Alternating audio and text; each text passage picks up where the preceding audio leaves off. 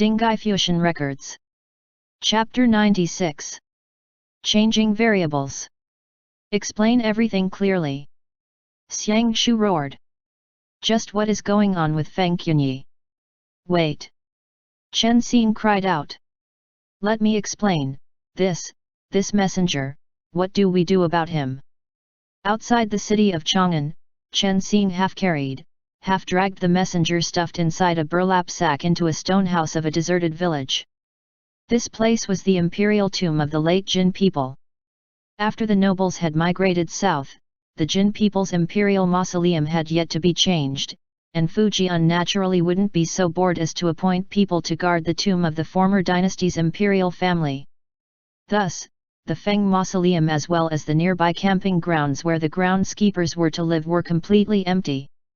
Xiang Shu saw that Chen Xing was struggling, so he turned around, lifted up the messenger, and tossed him in front of the mausoleum. Chen Xing had sent Sima Wei to this place because, 1. No ordinary civilian would come near here, and 2.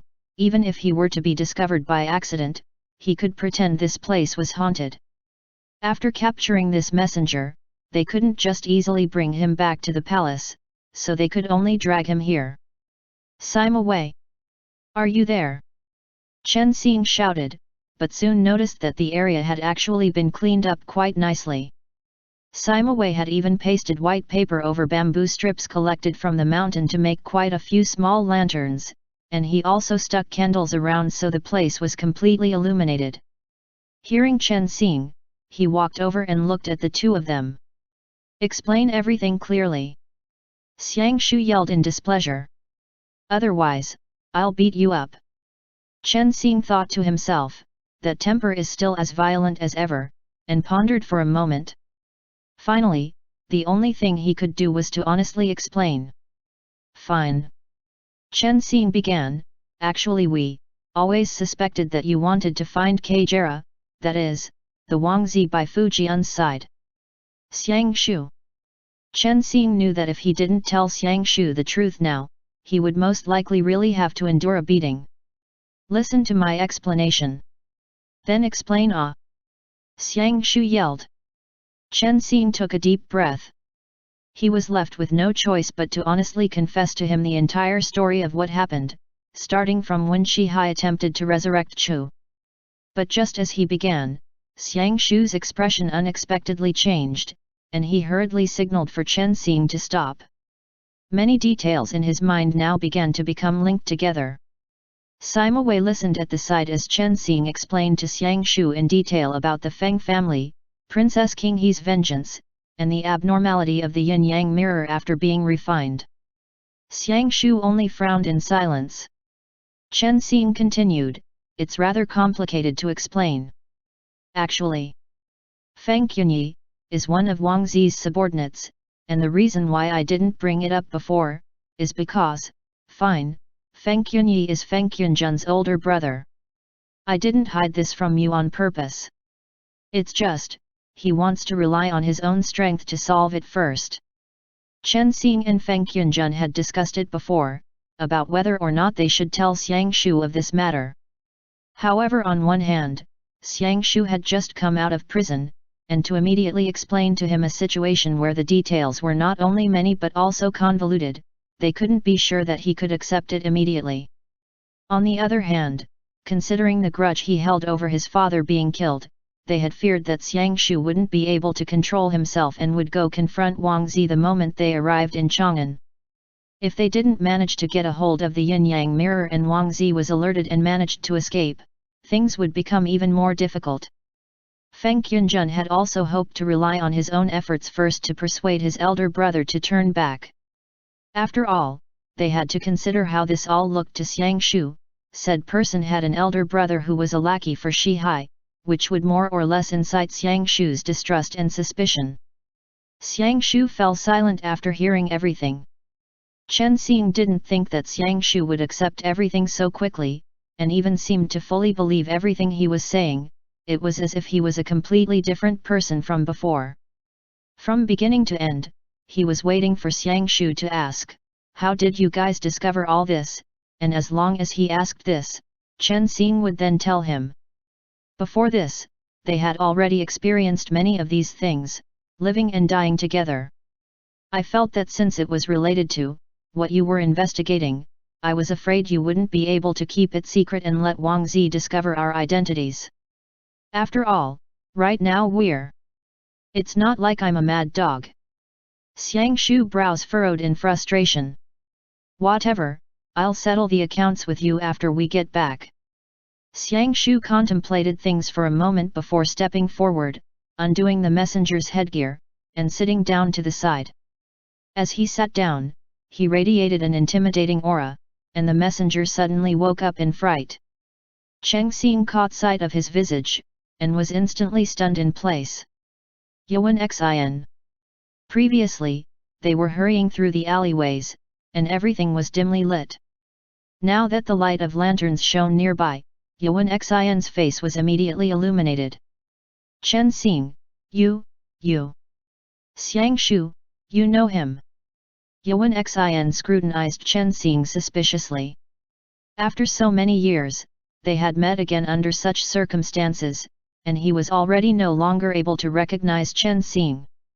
Naturally, he also wouldn't be able to recognize Xiang Shu, who had come to Chang'an for the first time. For a while, the three of them remained silent, and the atmosphere became very strange. Chen Xing replied, "No. I don't." Chen Xing forcibly calmed himself, let out a sigh, and walked to the side. He needed a while to calm down. Xiang Shu noticed Chen Xing's abnormal behavior, but didn't ask any questions, instead turning to coldly address Yuan Xin. "What did Fei Tian Ye tell you to do?" Just when Yuan Xin was about to wail that he was wronged, Xiang Shu saw his expression, stepped forward, pinched his wrist with 2 fingers, and exerted a little pressure. Yuan Xin suddenly screamed even more miserably. "Who are you people?" Yuan Xin cried out pitifully, "Let go! Let go ah!" Xiang Shu continued to exert more force. He had only used his middle and index fingers, yet he was already nearly breaking Yuan Xin's wrist. He said darkly, "I am very busy right now, and I don't have time to talk nonsense with you. If you don't spit out the truth, I'll just break your hands and feet and leave you here." Yuan Xin realized that the person before him was a ruthless character. He hurried to beg for mercy, "I'll speak. I'll speak. Fei Tian Ye wanted me to personally go to Qi Le Chuan. To tell Zhou Zhen that the plans have been adjusted. And for him to stop caring about Karasha. We don't need the antlers anymore. And to first make the Ruran people." Xiang Shu suddenly stopped in his actions, and Chen Xing was instantly stupefied. He whipped around. "What?" Xiang Shu and Chen Xing exclaimed at once. What shocked Xiang Shu was that these matters actually had something to do with Qi Le Chuan, and that the already deceased Zhou Zhen was brought up. What shocked Chen Xing was that Shihai had actually adjusted his plans. Yuan Xin panted as he continued, "Fei Tian Ye said that Darren would need more drought fiends later on, the more the better, and to let Zhou Zhen immediately take action and to no longer wait for the white deer's death." In an instant, Wang Zi's careful and complicated plans from the last time they arrived at Chang'an all connected together in Chen Xing's mind. "What does Zhou Zhen look like?" Xiang Shu uttered icily. Yuan Xin cried, "I don't know. I never met him, I only know his name." "Ah!" Yuan Xin let out an ear-piercing scream. Unknowingly, his wrist had been snapped by Xiang Shu in his mental shock. Chen Xing hurriedly shouted, "Stop!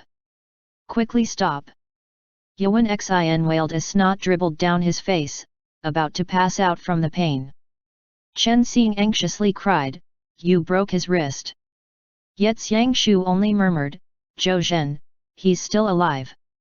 Chen Xing held Yuan Xin's wrist and set it for him.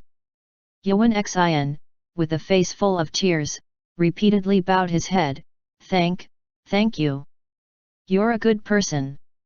Xiang Shu stood up and Chen Xing asked, "Fei Tian Ye's superior, who is it?" Yuan Xin responded with a pained expression, "I don't know. I only receive and carry out orders."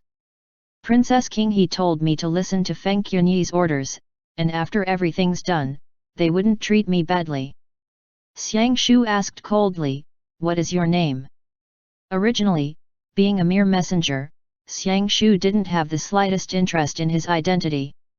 However, upon seeing Chen Xing's current appearance, he immediately felt that something was amiss. Yuan Xin stammered. "I am of the Yuan family." Xiang Shu remembered, according to what Fu Jian had said that day, Yuan Xin was the one who was responsible for the deaths of Chen Xing's parents. Yet when Chen Xing heard this name, he was not at all surprised, presumably, he already knew. Chen Xing asked, "So what do we do now?" Before, when Xiang Shu had brought the messenger to Jinling, he had already thought of an arrangement. They would leave Yuan Xin in Sima Wei's custody and ask him not to kill Yuan Xin. However, he mustn't let him go, and he especially mustn't let him send any messages outside.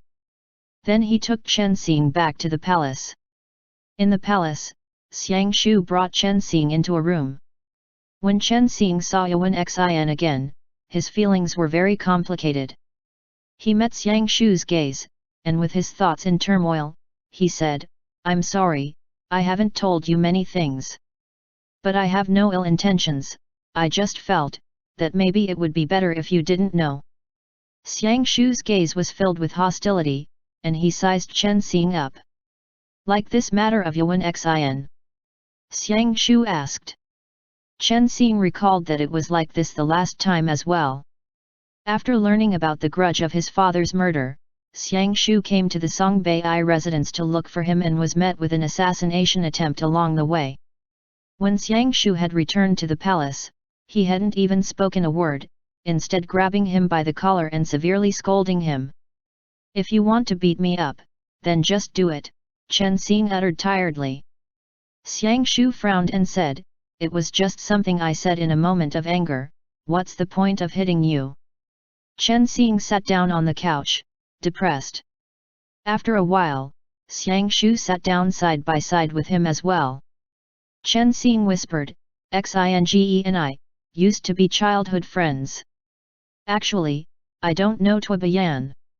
Xiang Shu didn't speak as Chen Xing continued in a low voice, "When I found out about this matter, I couldn't believe it, that it was Xing who caused my father's death." Xiang Shu remained silent and looked sideways at Chen Xing. Chen Xing's eyes were filled with desolation and grief.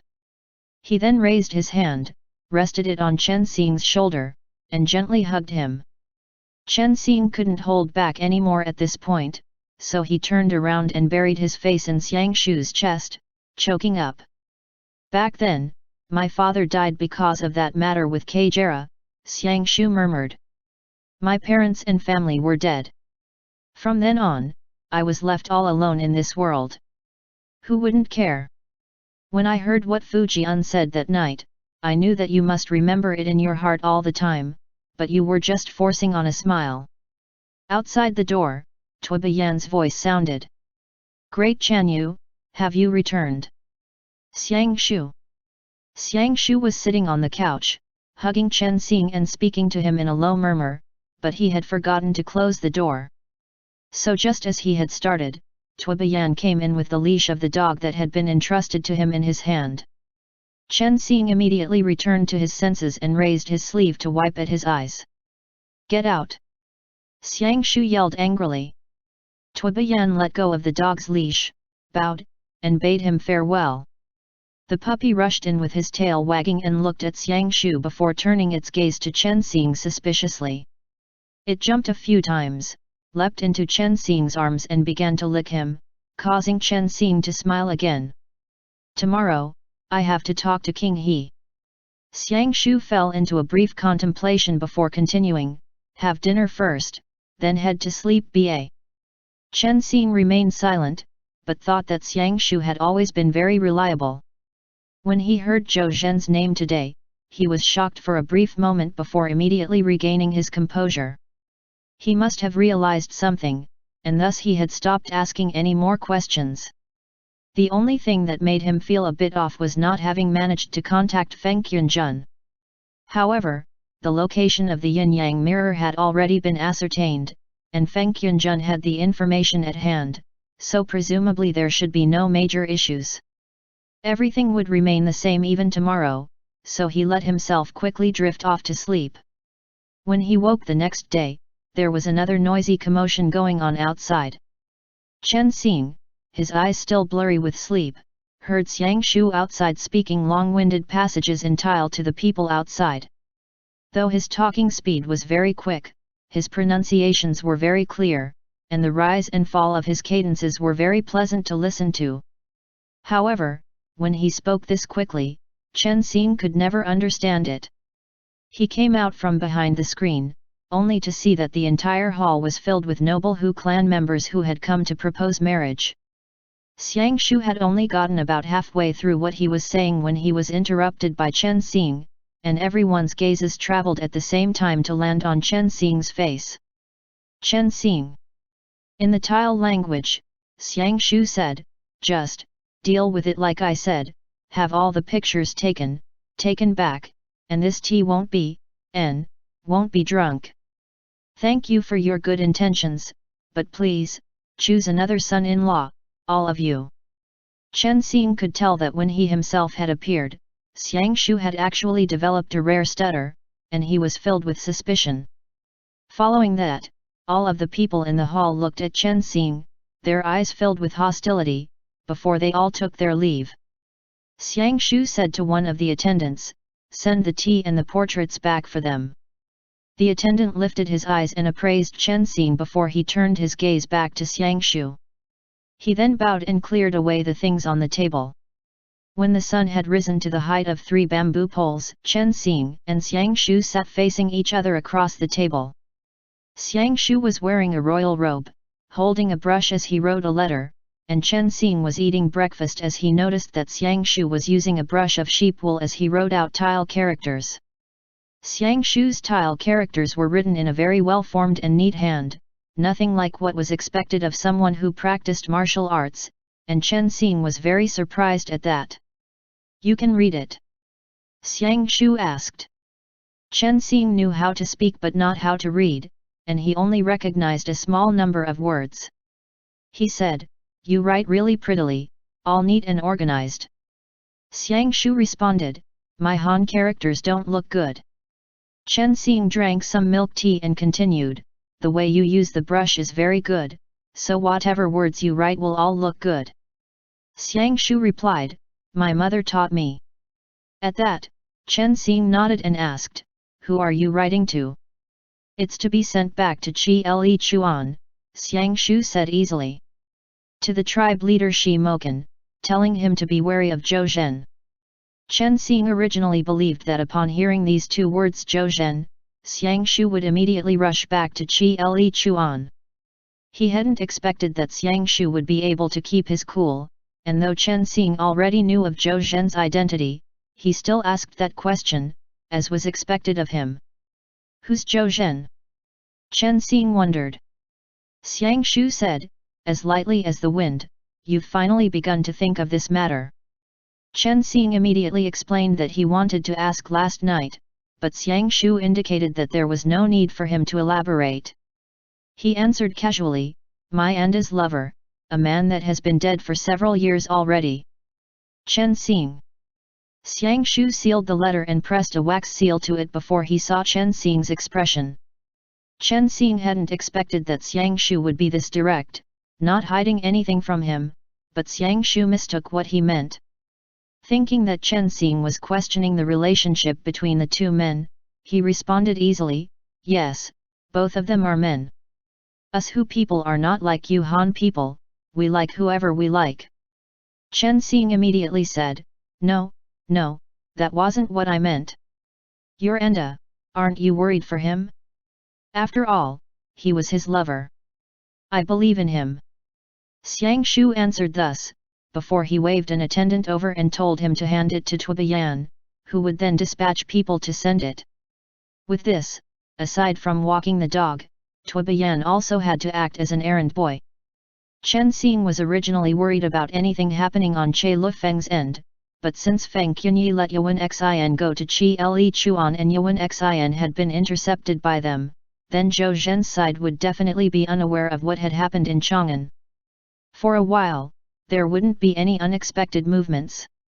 Last time, they had stayed in Chang'an until autumn had arrived before they had returned to Qi Le Chuan. This time, they still had a lot of time. As long as they took care of Wang Zi, then nothing would happen to Qi Le Chuan. As Chen Xing mused over this, he found that Xiang Shu was watching him. Chen Xing. Xiang Shu gestured for Chen Xing to look at the other letter on the table, and upon tearing it open, Chen Xing saw that it was Fu Jian who had sent it, requesting them to head to the imperial study for a chat. Coincidentally, Xiang Shu also had to go see Princess King He the same day, so the two of them came to an agreement. In a little while, if Chen Xing was able to take his leave, then he would go find Xiang Shu. Fu Jian isn't anything good, Xiang Shu warned Chen Xing. Don't just blindly agree to his words. Don't worry, Chen Xing said, smiling. In the imperial study, things were exactly the same as last time, but this time, Wang Zi didn't appear. Dimly, Chen Xing had begun to sense that it was exactly as the Phoenix Chongming had said. The great wheels of fate and divine and earth veins did truly hold some sort of strange power in the midst of this dark chaos. Even if destiny had been forcefully twisted by the Dinghai pearl, they were still unrelentingly self-correcting events. Many things that were destined to happen were slowly returning to their original progression. To create changing variables, countless tiny changing variables, as if they were piling sand up into a tower. Chen Xing mulled over Chongming's words again and again, and his thoughts went to that phoenix that had disappeared ever since they had arrived in Chang'an. I hear that today, the great Chanyu finally rejected all of the noble clans who came forth to propose marriage, Fu Jian said, revealing a playful smile to Chen Xing. There's no time like the present, so why doesn't Zhen let you two marry and carry out the Qinglu ceremony properly? Chen Xing thought, even after reliving this life, you're still so leisurely, with nothing to do, and you still like to play matchmaker. He responded, it's all right. It's rare for your majesty to call me over, was it just to bring up this matter? As he spoke those words to Fu Jian, his gaze was fixed on those two pennants hanging in the imperial study behind Fu Jian's back, the Zuyu pennant and the white tiger pennant. He needed to figure out some way to ask for them from Fu Jian, to prevent them from landing in Wang Zi's grasp. Fu Jian said, Shulukong and Zhen are also like brothers, and I'm most familiar with his thoughts, hat. Chen Xing thought, you understand absolutely nothing. If you understood, then you wouldn't have been thoroughly besieged, and cut off from any chance of escape by Xiang Shu under the shadow of the Yuk. But then he heard Fu Jian say, you know that half of the blood that runs through the great Chanyu's veins is Han, right? Chen Xing ened and drank the milk tea, but his thoughts were not on Fu Jian. He glanced now and then at the pennants hanging behind Fu Jian. Fu Jian continued, 4 years ago, when Shulukong took up the role of the great Chanyu, Zhen personally went to Qi Le Chuan to congratulate him. At that time, Zhen also asked after Shulukong's plans of finding a partner and getting married, but his response at the time was something that Zhen, even to this day, still remembers clearly, why are you constantly looking behind Zhen? Chen Xing immediately smiled. Are these two pennants the Jin people's? I thought of that suddenly, so I couldn't help glancing at them a few more times. Fu Jian oed.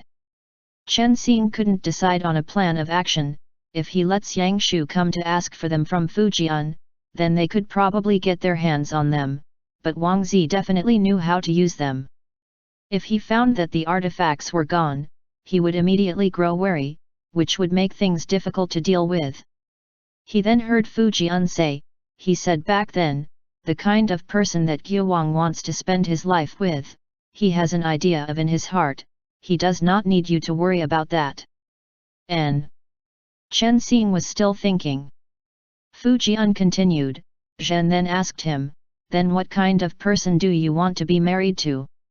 Shulukong didn't say, but Zhen imagines it must be a Han person like you.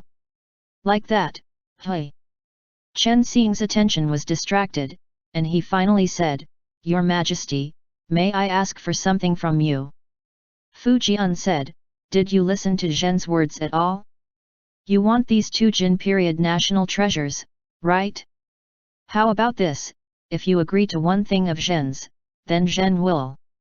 The great Chanyu has arrived, Tui Bian said from outside. The 2 of them stopped their negotiations.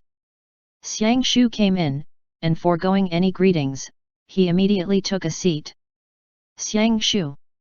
Xiang Shu gestured for the 2 of them to continue, so Fu Jian did so. If you want Zhen's things. Xiang Shu interrupted at that, asking Chen Xing, What do you want? Well, Chen Xing said. It's just those 2 ragged pieces of cloth, it's really nothing. Xiang Shu, pull them down and give them to him. Chen Xing was afraid that the 2 of them would fight, and he hurried to say, I don't want them anymore. Fu Jian's expression immediately grew unpleasant, but upon remembering that he wanted to ask Xiang Shu for the purple scroll, he couldn't afford to offend him just yet. After all, compared to the golden conferment of the purple scroll, 2 ragged pieces of cloth weren't worth much, so he could only say, Take them, take them. Thank you. Chen Xing immediately blossomed with happiness at that. Though I can only take these things back to hang on a wall, they are still very important to me. Sorry, Your Majesty, I did not mean to be offensive. You are really too good, and if anyone says that you are not anything good, I definitely won't agree. Fu Jian called Tui Bian in, who rolled up the white tiger pennant and the Zuya pennant as one and placed them into a box, which he then handed to Chen Xing. Your Han people's imperial jade seal wasn't even something that Zhen cared about, Fu Jian said solemnly. If, with these few things, you can protect your country and your people, then Zhen imagines the Jin people would not have needed to flee south in such a panic. Chen Xing felt that these words were very jarring to hear, but the items had already come into his grasp, so it was no matter for Fu Jian to gain a small advantage with his words. He stowed the box away. Xiang Shu continued. No need to thank him.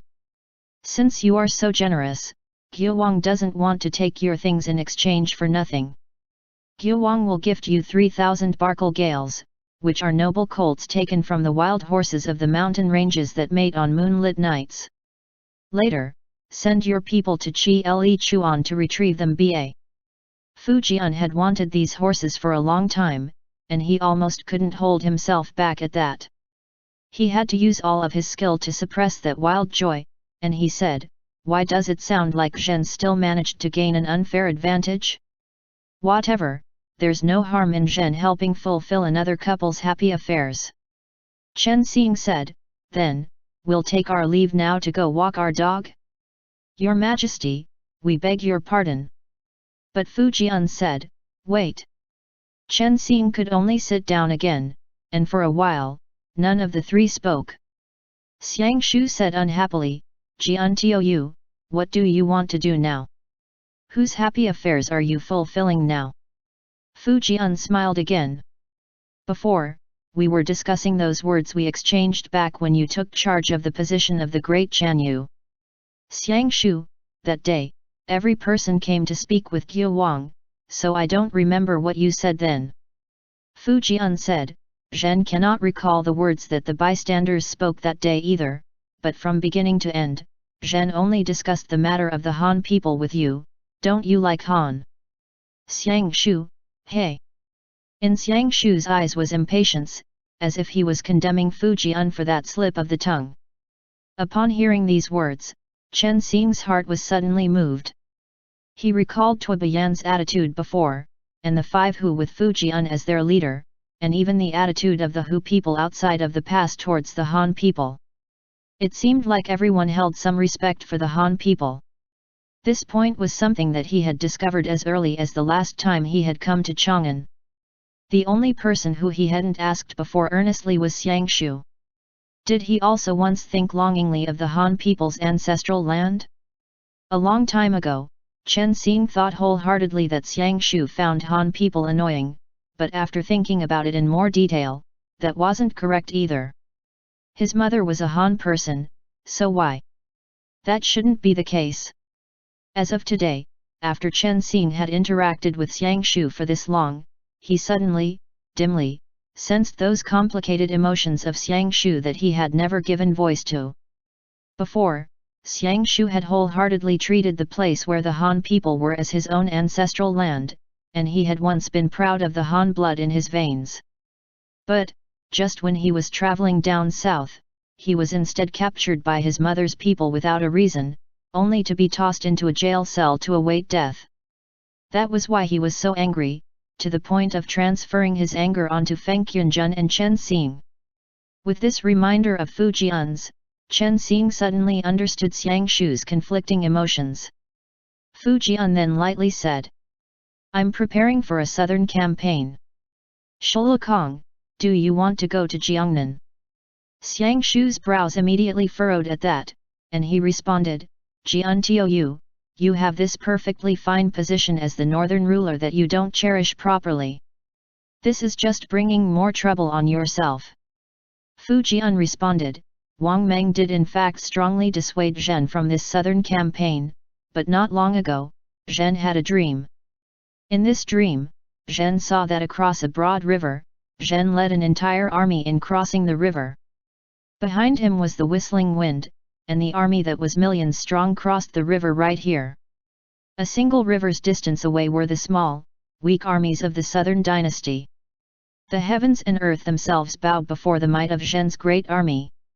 If these millions of armored riders used the horsewhips in their hands to strike the surface of the water, they would be capable of stopping even this raging water.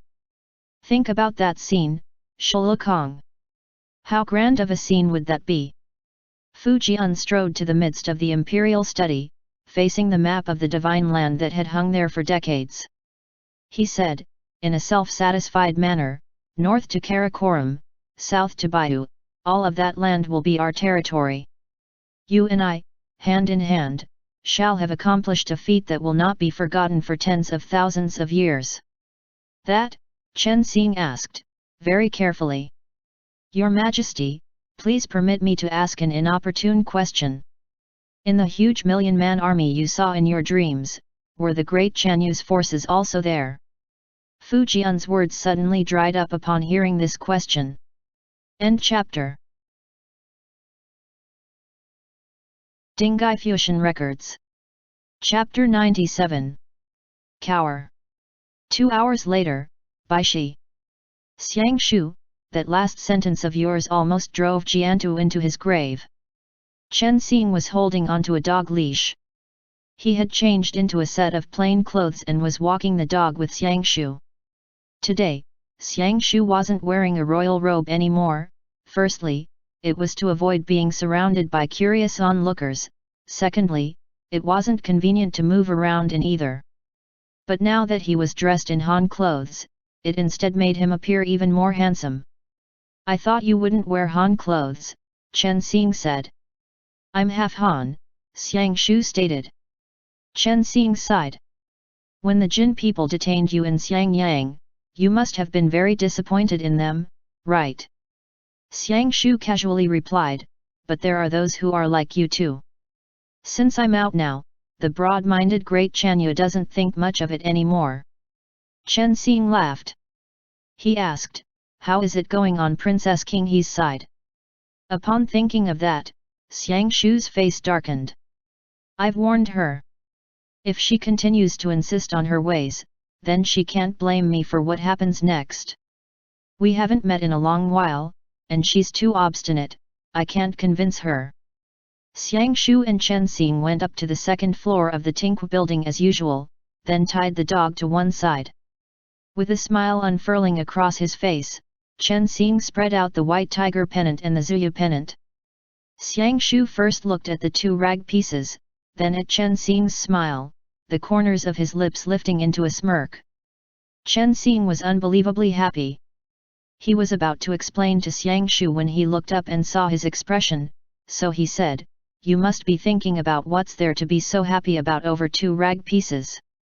Xiang Shu replied, "No, since you like it, you must have your reasons. I just find it funny to see you so happy like that. Chen Xing was all proper as he said, these two are actually magical artifacts that have been lost for a long time. Xiang Shu raised an eyebrow. Chen Xing spread out the white tiger pennant on top of the table in their private room and explained to him earnestly, the threads of embroidery were made with mana, the dark ones were runes, while the white tiger and Zuya were two mythical beasts. Xiang Shu listened, not quite grasping what he was talking about, and instead spent most of his time staring at Chen Xing's face.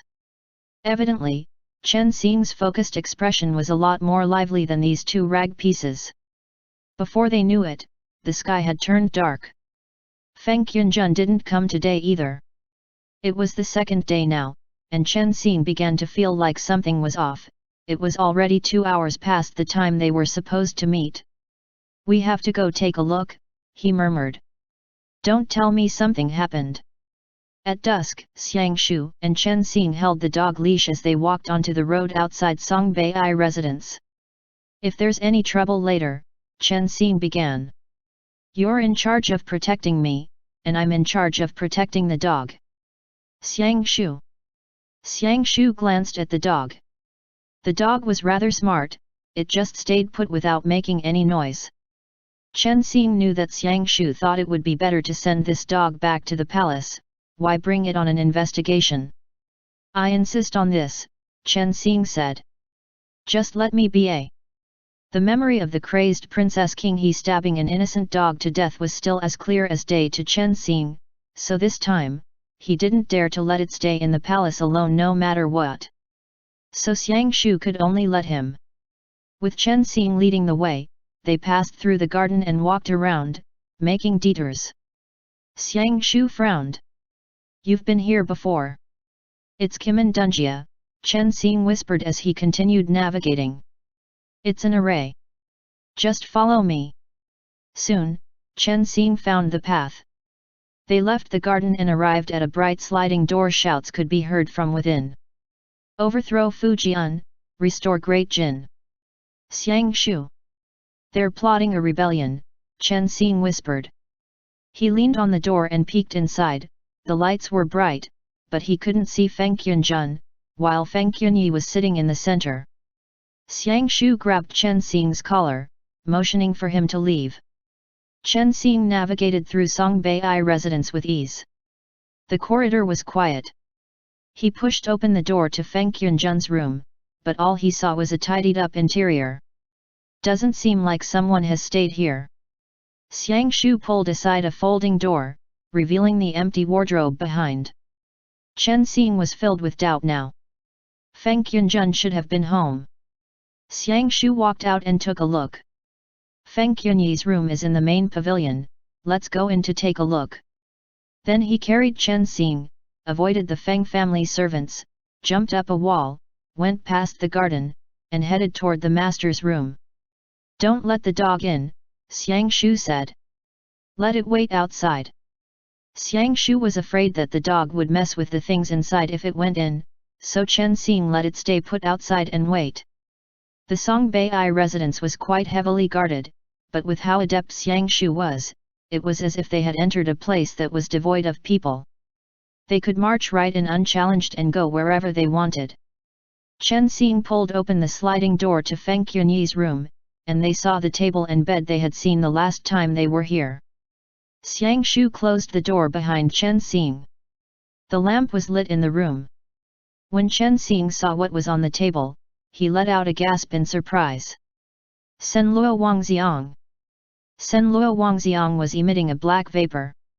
Within a few short days, it had already been recast and split into 2 sabers. But from the qi it was emitting, Chen Xing was sure that he wasn't wrong about it. His saber. Xiang Shu had discovered it too. He wanted to pick it up to take a closer look. Those 2 sabers had been left on the table, yet the wielder was missing. Chen Xing started to have a bad feeling about this. At that moment, voices could be heard outside. Feng Qianyi's rebellion meeting was over, and the attendees were engaged in idle chatter as they returned to their rooms. Chen Xing and Xiang Shu turned around at the same time. The chattering could be heard right outside the door, so they had no time to leave. Within a split second, Xiang Shu decisively ducked under the bed, bringing Chen Xing along as he bent down and rolled in. On the other side, Fei Tian Ye entered the room at the same time. Their timing couldn't have been better. There wasn't much space under the bed, it was just high enough for two people to squeeze below, but it was too narrow. With Xiang Shu lying down, Chen Xing could only lay on his body and not move.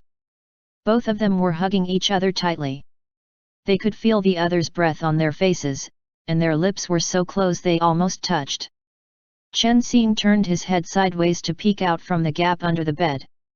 With just a slight turn of his head, he almost kissed Xiang Shu. Xiang Shu's breathing grew rapid.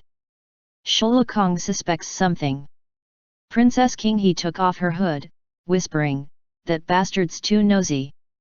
As the great Chan Yu, why must he care about Fu Jian's life?" Fei Tian Ye didn't answer. He went over to the table and sat on the ground, then began boiling water for tea. In a low voice, he said, "Darren has discovered something unexpected and has decided to activate our setup as soon as possible. What's the progress on your side?" Princess King He hesitated for a moment and didn't reply. Chen Xing was laying on Xiang Shu's chest, so he could hear the thumping of his heart. It was both fast and vigorous. Suddenly, he thought of something and turned his head to whisper into Xiang Shu's ear. However, with one hand wrapped around Chen Xing, Xiang Shu freed his other hand and gently pinched Chen Xing's warm lips to signal that he knew. Princess King He's voice was trembling. "Not now, Shifu, Chang'er isn't ready." Fei Tian Ye fished out a medicinal bottle from his robe and poured its contents into a cup. "Chen Xing. Devil God's blood." Chen Xing immediately pulled on Xiang Shu to get him to look. Xiang Shu had been holding Chen Xing's hand, but when he saw this, his fingers subconsciously curled up. "Ouch ouch ouch," Chen Xing's face twisted. When Xiang Shu saw this, he quickly let go. That bit of purple-black blood was rolling around within the cup. Fei Tian Ye placed the teacup in front of King He. King He fell silent, then said with a trembling voice, "Fei Tian Ye, drink it ba. Once you drink it, all of the arts you've been practicing will experience rapid progress. And you'll be able to see the truth of this world through the Lord's eyes." King He's breath turned frantic. Shifu, I'm not prepared for this." Now that it has come to this, King He was a little afraid. Fei Tian Ye had his gaze fixed on King He's eyes. He slowly said, "Don't you want revenge? Revenge for your family, revenge for the humiliation Fu Jian bestowed on your Murong clan." "King He, it's too early. Today, Shulukong told me." Chen Xing stirred. What did Xiang Shu say to King He? Then he turned his head and looked at Xiang Shu. Xiang Shu hesitated, looking like he had a difficult decision to make. His grasp on Chen Xing's hand tightened, then he pointed at the bottom of the bed, motioning for him to not go out later. He said. King He's gaze became a little dazed for a moment as she murmured, "The people Chang'er and I cherished then, if they were still alive now, what would they say? Would they want us to avenge them this way?" Fei Tian Ye. Fei Tian Ye's eyes widened in an instant. King He looked up at him, saying softly, "In this lifetime, I only wish for Chang'er to live well, and I wish to protect the Murong family. If we take action tonight to kill Fu Jian, wouldn't the families in Chang'an get caught up in a war, just like when Luoyang city fell?" Fei Tian Ye enunciated every word. "King He, you're afraid." Princess King He was distraught. "I just don't want to, let me think about it a little more, if we can just get rid of Fu Jian alone." Fei Tian Ye said in a deep voice, "Lord Shi guarantees that as long as you can keep Fu Jian under control, no innocent people will be killed. Not only will the Murong family be safe, but it would also usher in, drink ba. King He, you can't turn back anymore." King He was still bewildered, but he held her hand and gazed into her eyes, then placed the cup on her palm. That drop of devil god's blood was still rolling about in the cup. King He wanted to retract her hand, but Feng Qunyi murmured, "Drink it, King He, why cower at the last moment? Haven't you always been waiting for this moment? Drink it." King He tried to break free of his grasp.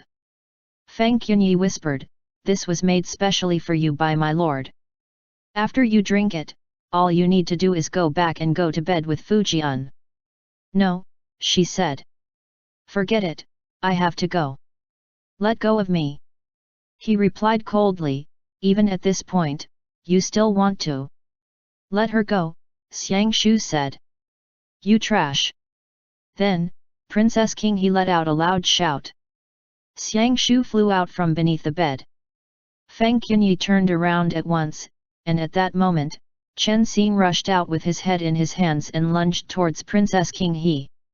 Xiang Shu grabbed the bed with one hand, and using the ebony bed that weighed nearly 300 jin as a weapon, he swung it onto Feng Qunyi. Along with it, the table, as well as the stove, teapot, screens, and devil god's blood, he swept them all out.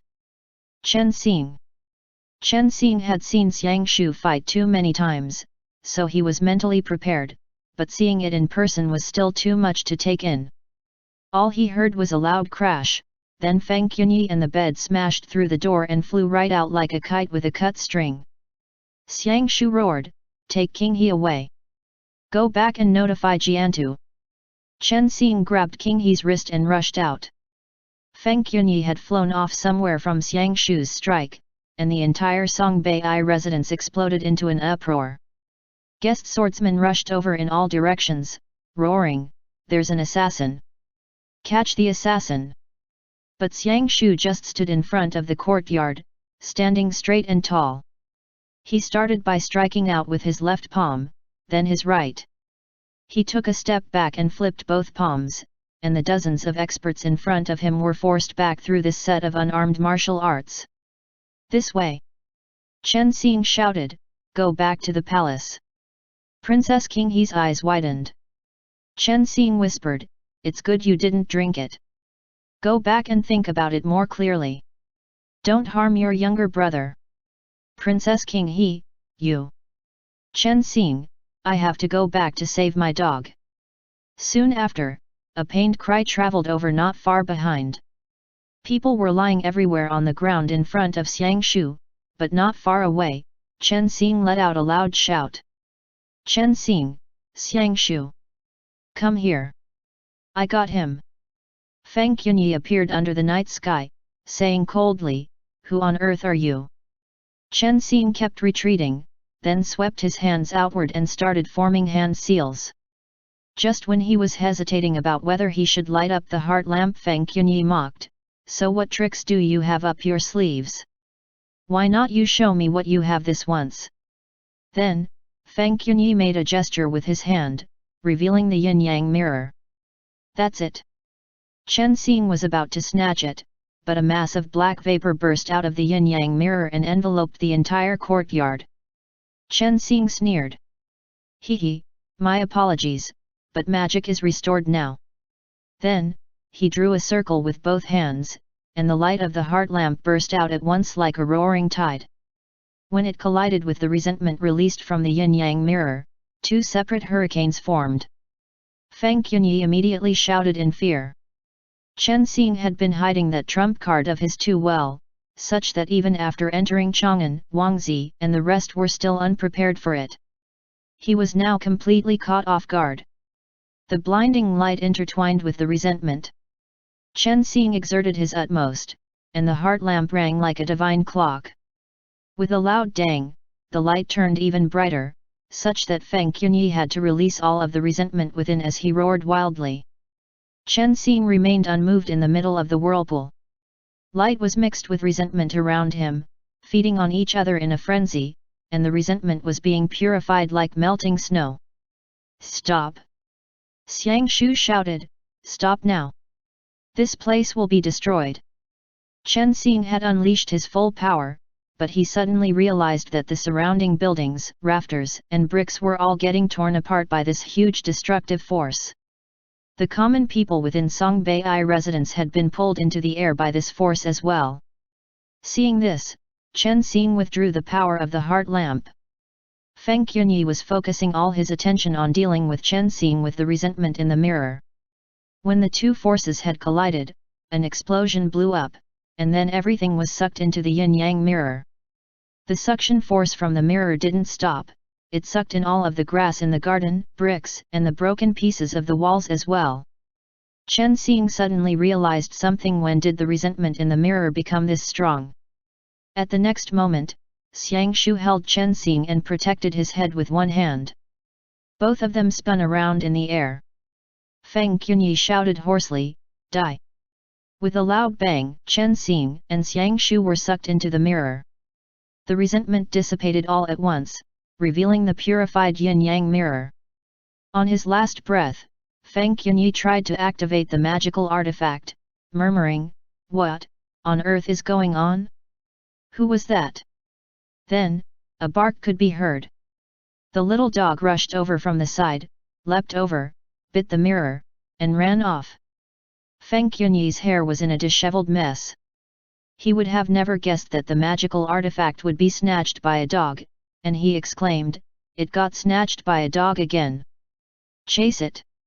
Ch.N. Mirror World, in the royal palace. Feng Tianjun was tightly tied to a pillar with ropes. His body was covered in whip marks, and he was on his last legs. Wang Zi was holding the yin side of the magical artifact with one hand and casting spells with the other, injecting resentment within to supply Feng Tian with what he needed to activate the magical artifact outside the mirror. In fact, just 10 minutes ago, he had already felt the yin-yang mirror tremble. Just what kind of situation was it that required the usage of so much power? But since the resentment in the mirror was being drawn away by the world outside the mirror, Wang Zi could only go all out in injecting his mana to support him. "Your companions seem to have come to save you." Wang Zi held up the yin-yang mirror to study it. He didn't even look up at Feng Tianjun as he murmured, "Even now, are you still unwilling to tell the truth?" Feng Tianjun whispered, "Shi, you're done for." Wang Zi smiled. "The one who's done for is you." All of a sudden, the mirror in Wang Zi's hand spewed out bricks, wood fragments, running water, and mud that weighed hundreds of thousands of jin. They formed a hurricane that rushed straight towards Wang Zi's face, and like a roaring torrent, it crushed his head into powder before piercing through the roof of the palace and washing it away. Finally, Xiang Shu and Chen Xing were the last to shoot out of the mirror. Chen Xing's head was still spinning. Xiang Shu held him and turned around, his back knocking onto a beam first, then kicked out with his legs. He jumped about the hall a few times before landing on the ground. "I want to puke so bad," Chen Xing said. Wang Zi planned for many situations, but not once did he plan for his head to be smashed into smithereens by the backlash in the mirror and becoming a headless corpse. He was still holding the yin-yang mirror in his hand, but a moment later, it still toppled and fell to the ground. The other side of the yin-yang mirror fell to the floor with a clang. "Feng Tianjun, save me!" Xiang Shu. After Feng Tianjun cried for help, half the Songbei residence and wood pieces could be heard falling from the sky one after the other, crashing loudly onto the ground outside the palace. End chapter.